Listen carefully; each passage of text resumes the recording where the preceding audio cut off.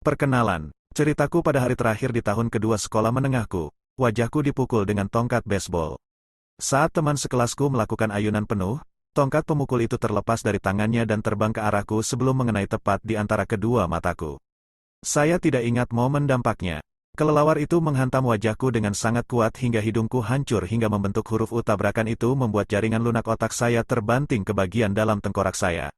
Segera, gelombang pembengkakan melonjak di seluruh kepalaku. Dalam sepersekian detik, hidung saya patah, beberapa tengkorak patah dan dua rongga mata hancur. Ketika saya membuka mata, saya melihat orang-orang menatap saya dan berlari untuk membantu. Saya melihat ke bawah dan melihat bintik-bintik merah di pakaian saya. Salah satu teman sekelasku melepaskan kaos itu dari punggungnya dan menyerahkannya kepadaku. Saya menggunakannya untuk menyumbat aliran darah yang mengalir dari hidung saya yang patah. Terkejut dan bingung, saya tidak sadar betapa seriusnya luka yang saya alami. Guru saya melingkarkan tangannya di bahu saya dan kami mulai berjalan jauh ke kantor perawat, melintasi lapangan, menuruni bukit, dan kembali ke sekolah. Tangan acak menyentuh sisi tubuhku, menahanku tegak. Kami mengambil waktu dan berjalan perlahan. Tidak ada yang menyadari bahwa setiap menit itu penting. Ketika kami tiba di kantor perawat, dia menanyakan serangkaian pertanyaan kepada saya. Tahun berapa sekarang? 1998, jawabku. Sebenarnya itu tahun 2002. Siapakah Presiden Amerika Serikat? Bill Clinton, kataku. Jawaban yang benar adalah George W. Bush. Apa nama ibumu? Saya terhenti. 10 detik berlalu. Patty, kataku santai, mengabaikan fakta bahwa aku butuh waktu 10 detik untuk mengingat nama ibuku sendiri. Itu adalah pertanyaan terakhir yang saya ingat. Tubuh saya tidak mampu mengatasi pembengkakan yang cepat di otak saya dan saya kehilangan kesadaran sebelum ambulans tiba. Beberapa menit kemudian, saya digendong dari sekolah dan dibawa ke rumah sakit setempat. Tak lama setelah tiba, tubuh saya mulai mati. Saya kesulitan dengan fungsi dasar seperti menelan dan bernapas. Saya mengalami kejang pertama hari itu. Lalu aku berhenti bernapas sepenuhnya. Ketika para dokter bergegas memberi saya oksigen, mereka juga memutuskan bahwa rumah sakit setempat tidak memiliki perlengkapan untuk menangani situasi tersebut dan memerintahkan helikopter untuk menerbangkan saya ke rumah sakit yang lebih besar di Cincinnati. Saya diturunkan dari pintu ruang gawat darurat dan menuju helipad di seberang jalan. Tandu itu bergetar di trotoar yang bergelombang ketika seorang perawat mendorong saya sementara yang lain memompa setiap napas ke dalam diri saya dengan tangan. Ibuku, yang baru tiba di rumah sakit beberapa saat sebelumnya, naik ke helikopter di sampingku. Saya tetap tidak sadarkan diri dan tidak bisa bernapas sendiri saat dia memegang tangan saya selama penerbangan. Saat ibu saya ikut dengan saya di helikopter, ayah saya pulang ke rumah untuk memeriksa kakak dan adik saya dan menyampaikan kabar tersebut kepada mereka. Dia menahan air matanya saat menjelaskan kepada adikku bahwa dia akan melewatkan upacara wisuda kelas 8 malam itu. Setelah mewariskan saudara-saudara saya kepada keluarga dan teman-teman, dia pergi ke Cincinnati untuk menemui ibu saya. Ketika aku dan ibuku mendarat di atap rumah sakit, tim yang terdiri dari hampir 20 dokter dan perawat berlari ke helipad dan mendorongku ke unit trauma. Pada saat ini, pembengkakan di otak saya menjadi sangat parah sehingga saya berulang kali mengalami kejang pasca trauma. Tulang saya yang patah perlu diperbaiki, namun kondisi saya tidak memungkinkan untuk menjalani operasi. Setelah kejang ketiga hari ini, saya mengalami koma yang diinduksi secara medis dan dipasangi ventilator. Orang tua saya tidak asing dengan rumah sakit ini. 10 tahun sebelumnya, mereka memasuki gedung yang sama di lantai dasar setelah saudara perempuan saya didiagnosis menderita leukemia pada usia 3 tahun. Saya berumur 5 tahun saat itu. Adikku baru berusia 6 bulan. Setelah 2,5 tahun menjalani perawatan kemoterapi, pemeriksaan tulang belakang, dan biopsi sumsum tulang, adik perempuan saya akhirnya keluar dari rumah sakit dengan bahagia, sehat, dan bebas kanker. Dan sekarang, setelah 10 tahun menjalani kehidupan normal, orang tuaku kembali berada di tempat yang sama dengan anak yang berbeda. Ketika saya mengalami koma, rumah sakit mengirimkan seorang pendeta dan pekerja sosial untuk menghibur orang tua saya. Itu adalah pendeta yang sama yang bertemu dengan mereka 1 dekade sebelumnya pada malam ketika mereka mengetahui saudara perempuan saya menderita kanker. Saat siang menjelang malam, serangkaian mesin membuatku tetap hidup. Orang tua saya tidur dengan gelisah di kasur rumah sakit. Suatu saat mereka akan pingsan karena kelelahan. Saat berikutnya mereka akan terjaga karena khawatir. Nanti ibu saya akan memberitahu saya, itu adalah salah satu malam terburuk yang pernah saya alami. Pemulihan saya, syukurlah, keesokan paginya pernapasan saya sudah pulih hingga dokter merasa nyaman melepaskan saya dari koma. Ketika saya akhirnya sadar kembali, saya menyadari bahwa saya telah kehilangan kemampuan untuk mencium. Sebagai ujian, seorang perawat meminta saya untuk membuang ingus dan mengendus kotak jus apel. Indera penciumanku kembali. Tapi, yang mengejutkan semua orang, tindakan membuang ingus memaksa udara masuk melalui celah di rongga mataku dan mendorong mata kiriku keluar. Bola mata saya menonjol keluar dari rongganya, tertahan oleh kelopak mata dan saraf optik yang menghubungkan mata saya ke otak. Dokter spesialis mata mengatakan bahwa mata saya secara bertahap akan kembali ke tempatnya semula seiring dengan merembesnya udara keluar, namun sulit untuk mengetahui berapa lama waktu yang dibutuhkan. Saya dijadwalkan untuk operasi 1 minggu kemudian, yang akan memberi saya waktu tambahan untuk pulih. Sepertinya saya berada di pihak yang salah dalam pertandingan tinju, namun saya diperbolehkan meninggalkan rumah sakit. Saya pulang ke rumah dengan hidung patah, setengah lusin patah tulang wajah, dan mata kiri melotot. Bulan-bulan berikutnya adalah bulan-bulan yang sulit. Rasanya semua hal dalam hidupku terhenti. Saya mengalami penglihatan ganda selama berminggu-minggu, saya benar-benar tidak bisa melihat dengan jelas. Butuh waktu lebih dari sebulan, tapi bola mata saya akhirnya kembali ke lokasi normal. Antara kejang dan masalah penglihatan saya, butuh waktu 8 bulan sebelum saya bisa mengendarai mobil lagi. Pada terapi fisik, saya melatih pola motorik dasar seperti berjalan lurus. Aku bertekad untuk tidak membiarkan cederaku membuatku kecewa, namun ada beberapa momen di mana aku merasa tertekan dan kewalahan. Saya menjadi sangat menyadari seberapa jauh saya harus melangkah ketika saya kembali ke lapangan bisbol 1 tahun kemudian. Bisbol selalu menjadi bagian utama dalam hidup saya. Ayah saya pernah bermain bisbol liga kecil untuk St. Louis Cardinals, dan saya juga bermimpi untuk bermain secara profesional. Setelah berbulan-bulan menjalani rehabilitasi, yang paling saya inginkan adalah kembali ke lapangan. Namun kembalinya saya ke bisbol tidak mulus. Ketika musim tiba, saya adalah satu-satunya junior yang dikeluarkan dari tim bisbol universitas. Saya diturunkan untuk bermain dengan mahasiswa tahun kedua di universitas junior. Saya telah bermain sejak usia 4 tahun, dan bagi seseorang yang telah menghabiskan begitu banyak waktu dan tenaga dalam olahraga ini, mendapat pukulan adalah hal yang memalukan. Saya ingat dengan jelas hari kejadiannya. Aku duduk di mobilku dan menangis sambil membuka-buka radio, mati-matian mencari lagu yang bisa membuatku merasa lebih baik. Setelah setahun ragu-ragu, saya berhasil masuk tim universitas sebagai senior, tetapi saya jarang berhasil di lapangan. Secara total, saya memainkan 11 babak bisbol universitas sekolah menengah, hampir tidak lebih dari 1 pertandingan. Meski karirku di SMA kurang memuaskan, aku masih percaya aku bisa menjadi pemain hebat. Dan saya tahu bahwa jika segala sesuatunya akan membaik, sayalah yang bertanggung jawab untuk mewujudkannya. Titik balik terjadi 2 tahun setelah cedera saya, ketika saya mulai kuliah di Universitas Denison. Itu adalah awal yang baru, dan disinilah saya menemukan kekuatan mengejutkan dari kebiasaan kecil untuk pertama kalinya. Bagaimana saya belajar tentang kebiasaan?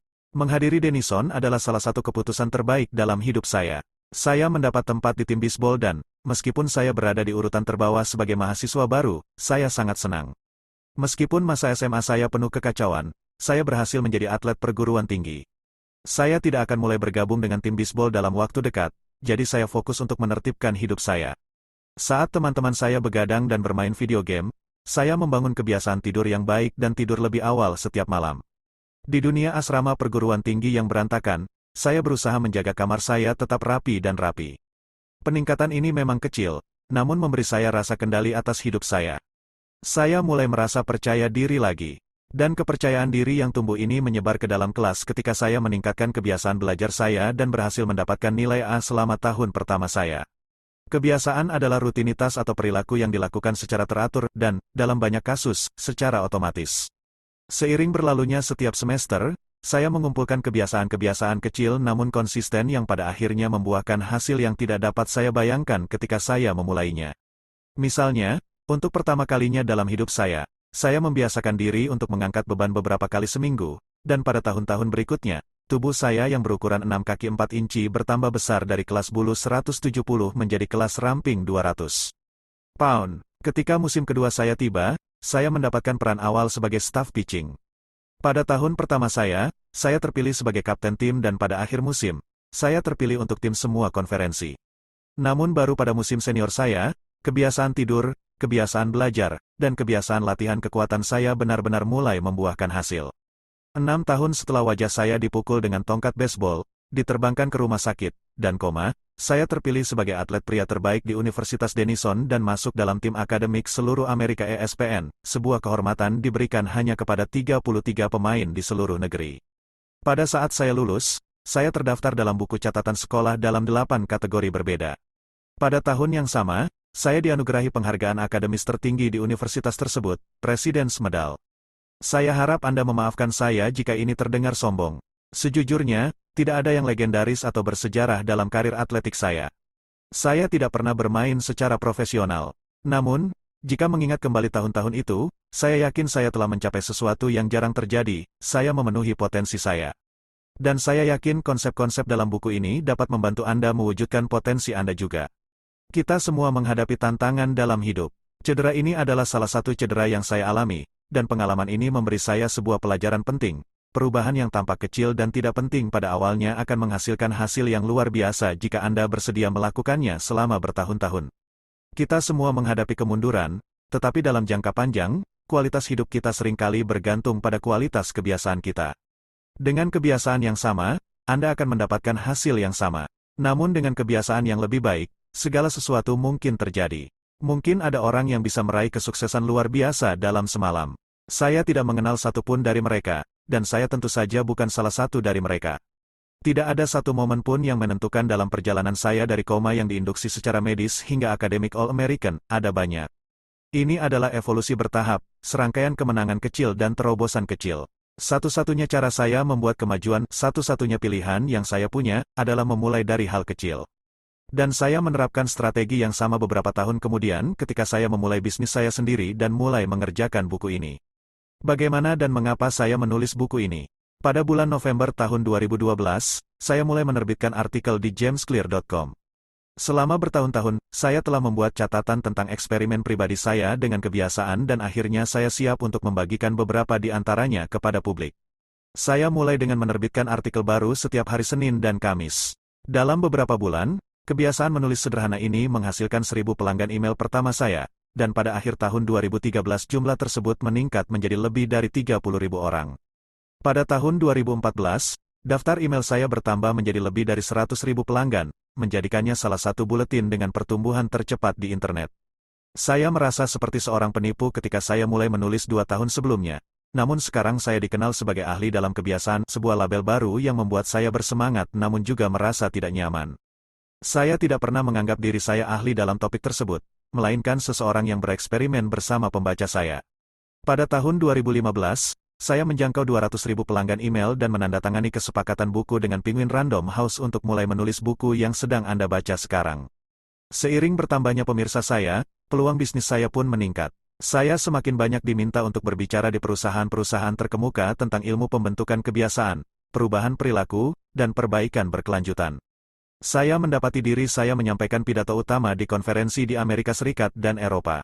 Pada tahun 2016, artikel saya mulai muncul secara rutin di publikasi besar seperti Time, Entrepreneur, dan Forbes. Hebatnya, tulisan saya dibaca oleh lebih dari 8 juta orang pada tahun itu. Pelatih di NFL, NBA, dan MLB mulai membaca karya saya dan membagikannya kepada tim mereka. Pada awal tahun 2017, saya meluncurkan Habits Academy, yang menjadi platform pelatihan utama bagi organisasi dan individu yang tertarik untuk membangun kebiasaan yang lebih baik dalam hidup dan pekerjaan. Asteris perusahaan-perusahaan Fortune 500 dan perusahaan rintisan yang sedang berkembang mulai mendaftarkan pemimpin mereka dan melatih staf mereka. Secara total, lebih dari 10.000 pemimpin, manajer, pelatih, dan guru telah lulus dari Habits Academy, dan pekerjaan saya bersama mereka telah mengajari saya banyak hal tentang apa yang diperlukan untuk membuat kebiasaan berhasil di dunia nyata. Saat saya menyelesaikan buku ini pada tahun 2018, jamesclear.com menerima jutaan pengunjung per bulan dan hampir 500.000 orang berlangganan buletin email mingguan saya, jumlah yang jauh melampaui ekspektasi saya saat saya memulainya. Aku bahkan tidak yakin harus memikirkan apa tentang hal itu. Bagaimana buku ini akan menguntungkan Anda? Pengusaha dan investor Naval Rafian berkata, untuk menulis buku yang bagus, Anda harus terlebih dahulu menjadi bukunya. Saya awalnya belajar tentang ide-ide yang disebutkan di sini karena saya harus menghayatinya. Saya harus mengandalkan kebiasaan-kebiasaan kecil untuk bangkit dari cedera saya, menjadi lebih kuat di sasana, tampil di level tinggi di lapangan, menjadi penulis, membangun bisnis yang sukses, dan sekadar berkembang menjadi orang dewasa yang bertanggung jawab. Kebiasaan-kebiasaan kecil membantu saya mewujudkan potensi saya, dan sejak Anda membaca buku ini, saya rasa Anda juga ingin mewujudkan potensi Anda. Di halaman-halaman berikutnya, Saya akan membagikan rencana langkah demi langkah untuk membangun kebiasaan yang lebih baik, bukan untuk berhari-hari atau berminggu-minggu, namun seumur hidup. Meskipun sains mendukung semua yang saya tulis, buku ini bukanlah makalah penelitian akademis, itu adalah manual pengoperasian. Anda akan menemukan kebijaksanaan dan nasihat praktis saat saya menjelaskan ilmu tentang cara menciptakan dan mengubah kebiasaan Anda dengan cara yang mudah dipahami dan diterapkan. Bidang yang saya geluti, biologi, ilmu saraf, filsafat, psikologi, dan banyak lagi, telah ada selama bertahun-tahun. Apa yang saya tawarkan kepada Anda adalah sintesa ide-ide terbaik yang ditemukan oleh orang-orang cerdas di masa lalu serta penemuan-penemuan paling menarik yang dilakukan para ilmuwan baru-baru ini. Kontribusi saya harap, adalah menemukan ide-ide yang paling penting dan menghubungkannya dengan cara yang dapat ditindaklanjuti. Apapun yang bijak dalam halaman-halaman ini, Anda harus menghargai banyak ahli yang mendahului saya. Apapun yang bodoh, anggaplah itu kesalahan saya. Tulang punggung buku ini adalah 4 langkah model kebiasaan saya, isyarat, keinginan, respons, dan penghargaan, dan 4 hukum perubahan perilaku yang berkembang dari langkah-langkah ini. Pembaca dengan latar belakang psikologi mungkin mengenali beberapa istilah ini dari pengkondisian operan, yang pertama kali diusulkan sebagai stimulus, respon, reward oleh B.F. Skinner pada tahun 1930-an dan baru-baru ini dipopulerkan sebagai cue, rutinitas, hadiah, dalam The Power of Habit oleh Charles Duhigg. Ilmuwan perilaku seperti Skinner menyadari bahwa jika Anda menawarkan hadiah atau hukuman yang tepat, Anda bisa membuat orang bertindak dengan cara tertentu. Meskipun model Skinner mampu menjelaskan dengan baik bagaimana rangsangan eksternal memengaruhi kebiasaan kita, model tersebut tidak memberikan penjelasan yang baik tentang bagaimana pikiran, perasaan, dan keyakinan memengaruhi perilaku kita.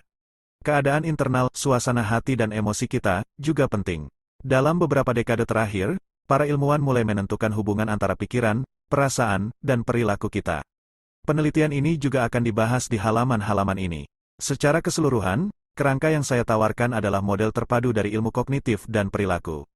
Saya percaya ini adalah salah satu model perilaku manusia pertama yang secara akurat memperhitungkan pengaruh rangsangan eksternal dan emosi internal terhadap kebiasaan kita. Meskipun beberapa bahasanya mungkin familiar, saya yakin bahwa rinciannya dan penerapan 4 hukum perubahan perilaku akan menawarkan cara baru dalam memikirkan kebiasaan Anda. Perilaku manusia selalu berubah, situasi ke situasi, momen ke momen, detik ke detik. Tapi buku ini tentang apa yang tidak berubah.